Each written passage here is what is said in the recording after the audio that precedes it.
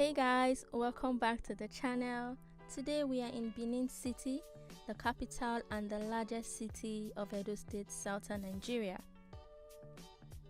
Benin City is famous for its bronze, ivory, wood carvings and other treasures, and the city is richly decorated with lots of exquisite artworks.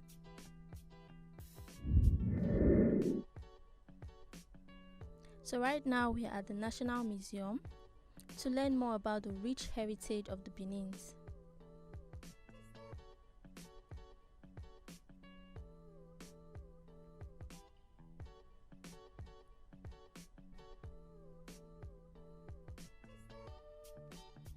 And taking us on this tour will be Theophilus Umogbai, the curator of National Museum Benin City. So you're welcome to National Museum Benin City. We came into being, so to speak, in 1947, and that was when some collections of the royal collections of our Kenswa needed to have been preserved here from this location, not in this particular building. Okay. So it was like a repository of those collections, those objects of our Kenswa. Not until 1973, when the then governor of the then Midwest State, late then Brigadier Samuel Osaibo Boudia, built this concentric spherical building, 2 floors or three layers or 3 levels, concentric building, spherical building, and donated same to the National Museum Benin City. Then we were known as Antiquities Commission. That was when we took possession of this massive structure, into which we introduced 2 exhibitions on 2 floors in 73, the ground floor and the first floor, not until 2006 when the 3rd floor was added. But in 2017, there was need for us to reopen this place. We couldn't do that because by 2016, we had to deinstall all the exhibition we had here to pave way for the renovation of this building. It came about as the outcome of a collaboration between the Smithsonian National Museum of African Art, Washington, D.C., and the National Commission for Museums and Monuments in Nigeria. So that was the outcome. They assisted us to raise money from the private sector, the Edo State government, and today is what we have. It's really a big structure. It's one of the, I can say, beat my chest and say one of the best in Nigeria.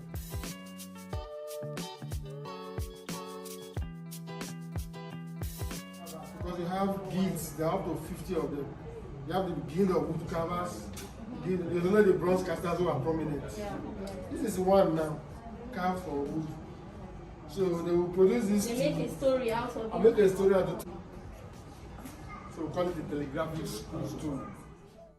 So the telegraphic stool was made by the Guild of Wood Carvers, who through their skills interpreted various events happening in the kingdom in the absence of the king. That is, when these telegraphic stools were sent to the king, who was captured as a den, he was informed of all the activities that went on in his kingdom. Now, most of the artifacts here are not just mere artworks for decorations. Each has a story to tell. In the case of this telegraphic stool, it was more like our modern day means of communication, let's say like sending a text message in those days. And this was not only used to pass information from place to place or from kingdom to kingdom, but from generations to generations. So this is the reason why we can interpret and also understand the events that took place years ago. The sacrosanctity of the Oba of Benin's throne did not start and end within the palace. It echoed to other ethnic groups in Edo State and even beyond.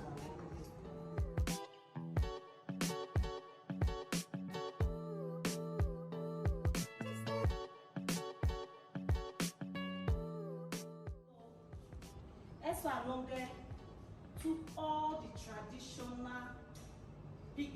photos during the reign of Oba Akenzwa II. That's he record. Personal photographer. Yeah.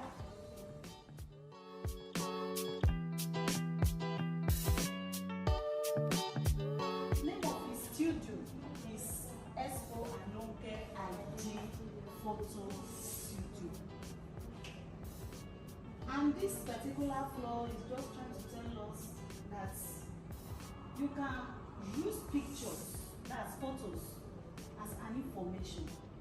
That you can use it to pass information to your loved ones.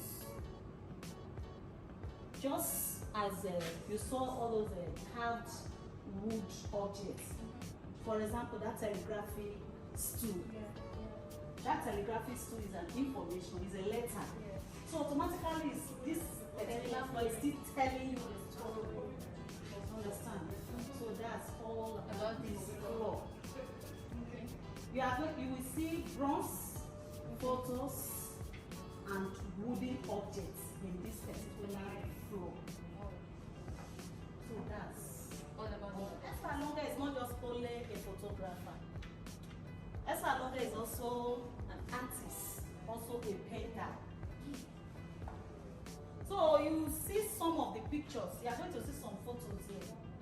They are painted in color, but he uses his hands to color them. So whichever one he wants, pictures or artistic work, he does it. Wow. Whenever the princess is getting married, the Obayas, the king, presents this box to her as a gift, and all her belongings, her shoes, jewelry, clothes, put inside this box. And 2 to 4 ladies will carry it along with her, and they remain her servants forever. Wow.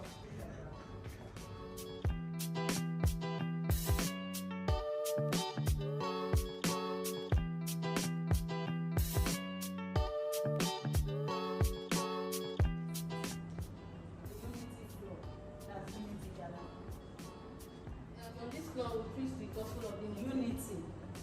That's, as in Nigeria, we have different culture. You understand? We have different culture, but culture brings us together as one Nigeria. So in this particular floor, you are going to see different culture, different objects from different parts of Nigeria. So that's what this particular floor is just telling us. That we do things together. Culture brings us together, binds us together as one Nigeria. And the only difference that differentiates them is their names. Okay. Their names, that's all. But We are one. we are one. I see that's why we have a Nigerian flag on this floor. Yeah, we are one. But only their names differentiates them. For example, let me just use this one for example. Like this one here. This object is from Benin. Okay. Why this one is from Yoruba? They Oh. serve the same purpose. So all the objects in this floor serve the same purpose, but their names differentiate them. The Benin call this Ewawa, while the Yoruba call their own Ifa. That's for divination. So you can see the difference. So that's all.